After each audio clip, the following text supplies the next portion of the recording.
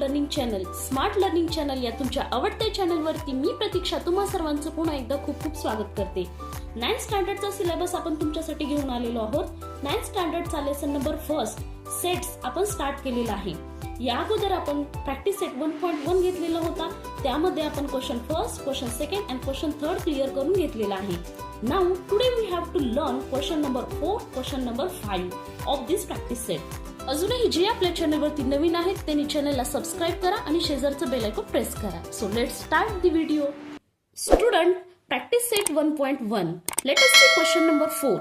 Right the following sets using listing method. Listing method use करून आपल्याला हे set लिहायचे आहेत. आता लिस्टिंग मेथड म्हणजेच लिस्ट फॉर्म करायची आहे, यादी बनवायची आहे. आता लिस्टिंग मेथडला दुसरं कोणतं नाव आहे ते मला कमेंट्स मध्ये नक्की सांगा. क्वेश्चन फर्स्ट आहे all the months in Indian solar year. भारतीय मराठी महिने यांची लिस्ट आपल्याला इथे फॉर्म करायची आहे. आपण इयत्ता पहिलीपासून शिकत आलेलो आहोत की मराठी महिने कोणकोणते आहेत. चैत्र, वैशाख, ज्येष्ठ, आषाढ, श्रावण, भाद्रपद, अश्विन, कार्तिक, मार्गशीर्ष, पौष, माघ आणि फाल्गुन हे 12 महिने आहेत.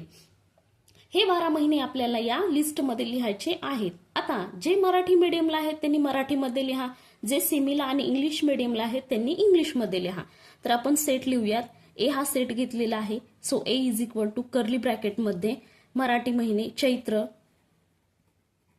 वैशाख,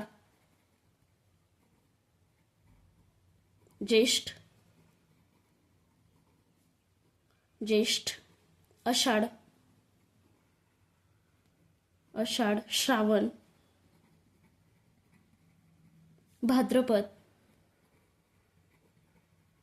भाद्रपद, अश्विन, कार्तिक,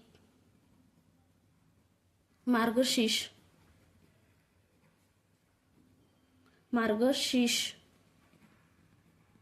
पौष,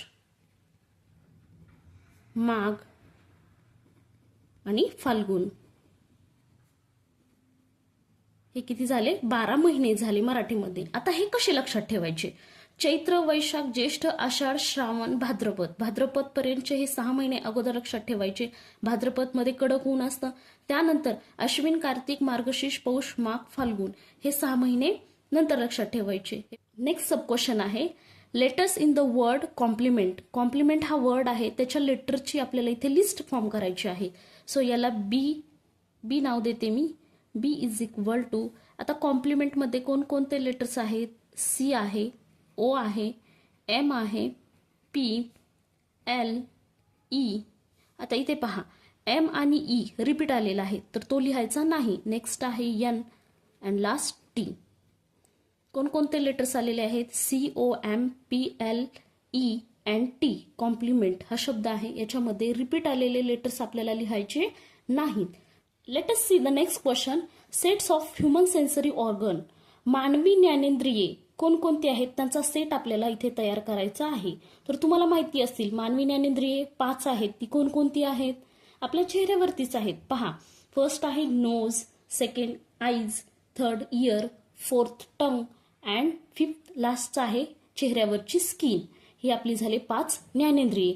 त्यांचा सेट आपल्याला इथे फॉर्म करायचा आहे. त्याला मी नाव देते C. C is equal to in curly bracket nose, eyes, ears, tongue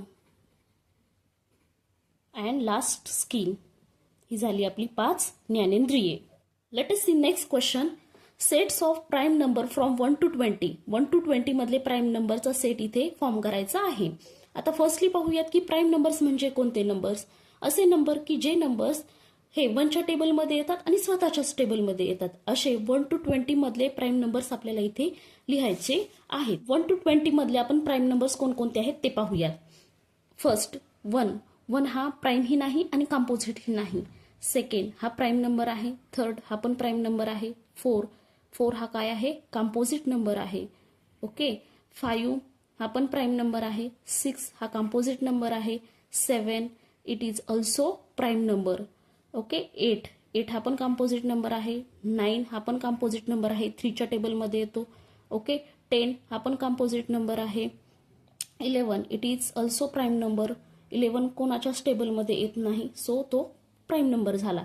12 it is also composite number. 13 it is prime number. 14 it is composite number. 15 it is composite number. 16 it is composite number. 6 हा 4च्या 2च्या टेबलमध्ये येतो, so तो काय झाला, composite number झाला. 17 it is a prime number. 18 it is composite number. 19 it is a prime number and 20 it is also composite number. तर कोणकोणते prime numbers झाले इथे पहा. सेट बी मध्ये कोणकोणते नंबर येतील, 2, 3, 5, 7, नेक्स्ट 11, 13, नेक्स्ट 17, नेक्स्ट 19. हे नंबर्स कसले झाले, प्राईम नंबर्स झाले. 1 to 20 मधील हे प्राईम नंबर्स झाले. आता एक्झामला तुम्हाला इथं कंपोजिट नंबर्स विचारतील, 1 to 20 मधले कंपोजिट नंबर्स. तर ते कंपोजिट नंबर्स तुम्हाला यामध्ये लिहिता आले पाहिजेत. ओके. नेक्स्ट क्वेश्चन आहे, name of continents of the world.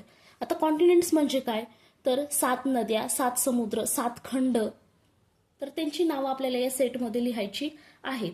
आता ते 7 खंड कोणकोणते आहेत, तर त्यासाठी आपल्याकडे एक ट्रिक आहे ते लक्षात ठेवण्यासाठी.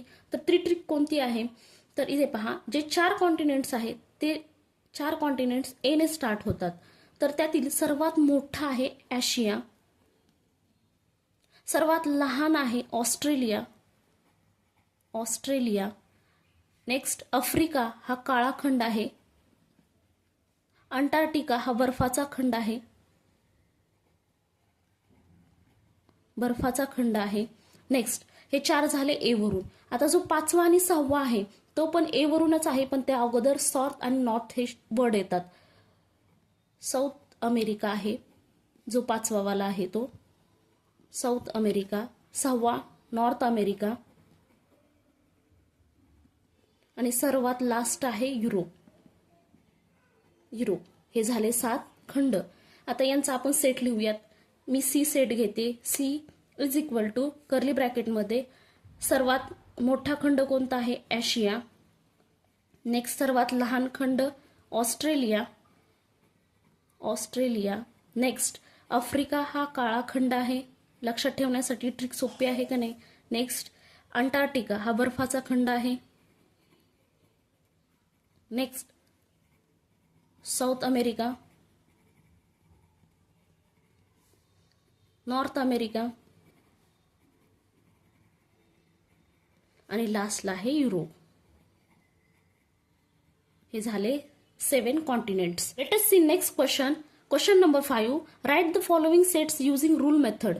रूल मेथड यूज करून आपल्याला हा सेट लिहायचा आहे. आता रूल मेथड म्हणजे काय, गुणधर्म पद्धत. ओके. तर या सेटला एका रूलमध्ये टाकायचा आहे आणि मग तो सेट आपल्याला लिहायचा आहे. तर फर्स्ट आहे ए हा सेट आहे, त्याच्यामध्ये कोणते एलिमेंट्स दिलेले आहेत, 1, 4, 9, 16, 25, 36, 49, 64, 81 अँड 100. आता हे कसले नंबर दिसत आहेत तुम्हाला मुलांनो, तर हे काय आहेत, स्क्वेअर आहेत. 1 चा स्क्वेअर 1, 2 चा 4, 3 चा 9, 4 चा 16, 5 चा 25, 6 चा 36, 7 चा 49, 8 चा 64, 9 चा 81 अँड 10 चा 100. हे स्क्वेअर दिलेले आहेत. आता हे आपल्याला रूल फॉर्म मध्ये लिहायचे आहेत. आता इथे सेटचं नेम ए देते. So A is equal to in curly bracket set A is the set of all the X. ही जी व्हर्टिकल लाईन आहे तर त्याला आपण काय म्हणतो, such that X is equal to, तर हे कसले नंबर आहेत, स्क्वेअर आहेत. सो आपण इथे काय लिहिणार, X is equal to N square. Next हा एन काय आहे, N belongs to the N, capital N. N हा काय आहे, नॅचरल नंबर आहेत. आता नॅचरल नंबर कुठपासून स्टार्ट होतात, 1, 2, 3, 4 हे नंबर नॅचरल नंबर मध्ये येतात. So N belongs to N. Okay. आता इथे 1 to 100 मध्ये दिलेले आहेत, म्हणजे 1 पासून 10 पर्यंतचे स्क्वेअर दिलेले आहेत. काहीतरी कंडिशन दिलेली आहे. सो ती कंडिशन लिहिण्यासाठी आपण इथे काय लिहिणार आहोत, N is less than equal to कशापेक्षा कमी आहेत आणि कशापर्यंतचे आहेत. सो हे 10 पेक्षा लहान किंवा 10 पर्यंतचे नंबर्स आपल्याला या सेटमध्ये दिलेले आहेत. सो आपण काय लिहिलेले आहे, N is less than equal to 10 आणि हा कर्ली ब्रॅकेट कंप्लीट केलेला आहे. सो हा कसा रीड करणार सेट आपण, set A is the set of all the X such that X is equal to N square n belongs to the n and n is less than equal to 10. 10 पेक्षा लहान आणि 10 पर्यंतचे number या सेटमध्ये दिलेले आहेत. असा हा सेट आपण रीड करणार आहोत. समजते का मुलांनो तुम्हाला? समजत असेल तर तसं मला कमेंट्समध्ये सांगा. स्पीड आपलं जास्त कमी होत असेल तेही मला कमेंट्समध्ये सांगा. सेकंड सब क्वेश्चन आहे. बी हा सेट दिलेला आहे. याच्यामध्ये जे नंबर्स दिलेले आहेत ते कसे आहेत, त्यांचं रिलेशन काय आहे ते पाहूया. इथे पहा 6 1 जा 6, 6 2 जा 12, 6 3 जा 80, 6 4 जा 24, 6 5 जा 30, 6 6 जा 36, 6 7 जा 42 आणि 6 8 जा 48. म्हणजे 6 चा टेबल आहे. तर त्यासाठी आपण रूल फॉर्म करूयात. Set B is equal to in curly bracket X is set B is the set of all the X such that X is equal to 6च्या रेंजमधले हे नंबर्स आहेत. म्हणजे 6 चा टेबल आहे. सो आपण काय लिहिणार इथं 6n लिहिणार. ओके. आणि हे नंबर कसले आहेत? n belongs to the natural numbers. n कसले नंबर्स आहेत? नॅचरल नंबर्स आहेत. आणि आता कंडिशन 6 पासून 48 पर्यंत म्हणजे कितीच्या रेंजमध्ये आहेत? हा 8 6 8 जा 48 आहे ना. सो मग काय लिहिणार आपण? n इज लेस दॅन 9 म्हणजे 9च्या आतमधले नंबर्स. ओके. 6च्या टेबलमधील 9च्या आतमधले नंबर्स आपल्याला या सेटमध्ये दिलेले आहेत. हा सेट आपण कसा रीड करणार? Set B is the set of all the X such that X is equal to 6n, X belongs to the n and n is less than 9. म्हणजे हे नंबर्स 9 पेक्षा कसे आहेत? कमी आहेत. नेक्स्ट क्वेश्चन पाहूयात मुलांनो. सी हा सेट दिलेला आहे. त्याच्यामध्ये जे लेटर्स दिलेले आहेत कोणकोणते आहेत? SMILE. स्माइल हा वर्ड आहे. त्याच्यापासून जे लेटर्स इथे दिलेले आहेत. आता हे लेटर्स घेऊन आपल्याला एक वर्ड तयार करायचा आहे आणि तो रूल फॉर्म मध्ये लिहायचा आहे. So set C is equal to in curly bracket set C is the set of all the Y such that Y is the letter in the word letters in the words. कोणता word होईल? Smile. SMILE. Smile या वर्डचे letters या सेटमध्ये दिलेले आहेत. आता काही मुलांना स्माइल न दिसता दुसरा वर्ड दिसेल. कुठला? मिसाईल. आता MISSILE मिसाईल हा वर्ड दिसेल. ओके. तर काही मुलं काय म्हणतील? स्लाइम दिसतंय मॅडम आम्हाला. SLIME स्लाइम आहेत का? सर्व लेटर्स आहेत या सेटमध्ये. स्टुडंटनुसार हे वर्ड्स चेंज होणार आहेत. ओके. नेक्स्ट आहे डी हा सेट आहे. त्याच्यामध्ये काय दिलेले आहेत? Days in the week. आठवड्याचे दिवस दिलेले आहेत. याचा सेट आपण बनवणार आहोत. So D is equal to in curly bracket D is the set of all the x such that x is the days of the week. आठवड्याचे काय आहेत? दिवस आहेत याच्यामध्ये. डेज ऑफ दी पहा कर्ली ब्रॅकेटने हा सेट कंप्लीट करायचा आहे. ओके. आता एक्झाम मध्ये तुम्हाला इथं मंथ्स इन अ इयर वर्षाचे महिने देतील. ओके. इथे स्माइल हा शब्द दिला आहे तर या जागी दुसरे शब्द तुम्हाला देतील. ओके. तर त्यानुसार तुम्हाला इथे वर्ड तयार करता आला पाहिजे. आजचा क्वेश्चन आहे सेट एक्स आहे. त्याच्यामध्ये AET हे लेटर्स दिलेले आहेत. तर त्याचा सेट बनवूयात आपण. X is the set of all the X such that X is the letters in the word. कोणता वर्ड होईल? इट होईल का? EAT इट हा वर्ड होईल. आता काही स्टुडंट 8 म्हणतील. AET 8. काही म्हणतील TEE 8 हा शब्द इथे तयार होतोय असं म्हणतील. तर स्टुडंटनुसार हे शब्द हे वर्ड्स चेंज होणार आहेत. त्यामुळे कोणताही वर्ड्स तुम्ही यातील लिहिला तरी आन्सर करेक्टच येणार आहे. होमवर्कसाठी 2 क्वेश्चन देणार आहे. त्याचा आन्सर मला कमेंट्समध्ये कळवायचा आहे. ओके. इथे पहा सेट ए घेतलेला आहे. त्याच्यामध्ये मी काही लेटर्स दिलेले आहेत. APLICOTN. ओके. हे लेटर्स दिलेले आहेत. यापासून तुम्हाला वर्ड तयार करायचा आहे आणि हा सेट तुम्हाला रूल फॉर्म मध्ये लिहायचा आहे. तर इथे पहा आता नेक्स्ट सेट देणार आहे मी.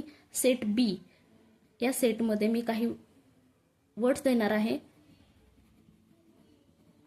Watermelon, muskmelon, mango, grapes. आता हे काही फ्रूट्स नेम दिलेले आहेत मी. हे फ्रूट्स एका पर्टिक्युलर सीझनमधले फ्रूट्स आहेत. ते फ्रूट्स नेम यांचा रूल फॉर्ममध्ये तुम्ही सेट लिहायचा आहे आणि हे दोन्ही आन्सर मला कमेंट्समध्ये कळवायचं आहे. तर हे पहा, आन्सर खूप सोपं आहे. वॉटरमेलन, मस्कमेलन, मँगो, ग्रेप्स हे कुठल्या सीझनमध्ये भेटतात? तर हे समर सीझनमध्ये भेटतात. तर fruits in a summer season. मग ह्याचा आन्सर काय येईल? Set B is the set of all the X such that X is the fruits in a summer season. Okay, is the set of all the X such that X is the letters in the word application. Application या letters पासून application हा words तयार होणार आहे. दुसरा कोणता words तयार होईल का हेही मला तुम्ही कमेंट्समध्ये कळवायचं आहे. अशा प्रकारे आपण प्रॅक्टिस सेट 1.1 मधील सर्व क्वेश्चन सॉल्व्ह करून घेतलेले आहेत. तुम्हाला याच्यामध्ये काही डाऊट्स असतील तर ते मला कमेंट्समध्ये नक्की कळवा. आणि असेच आपले एज्युकेशनल रिलेटेड व्हिडिओ पाहण्यासाठी स्मार्ट लर्निंग चॅनलला लाईक करा, शेअर करा अँड सबस्क्राईब करा. Thank you friends and bye.